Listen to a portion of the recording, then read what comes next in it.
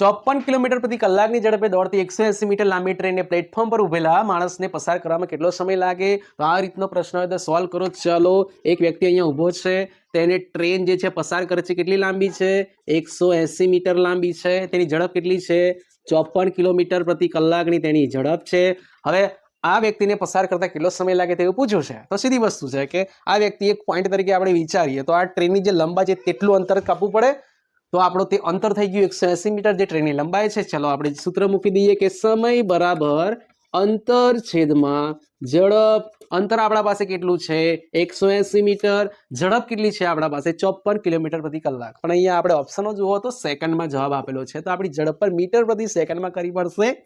તો 54 ગુણ્યા આપણે કરવા પડે 1 કિલોમીટર બરાબર 1000 મીટર, ઉપર 1000 વડે ગુનો, છેદમાં સમય આવે તો 1 કલાક બરાબર કેટલા સેકન્ડ? 3600 સેકન્ડ. 0 0 0 0 ગયા, 18 2 36, 18 3 54, પછી અહીંયા 2 5 10 બરાબર, તો 3 5 15. આપણા પાસે 15 શું આવ્યું? ઝડપ આવી 15 મીટર પ્રતિ સેકન્ડ.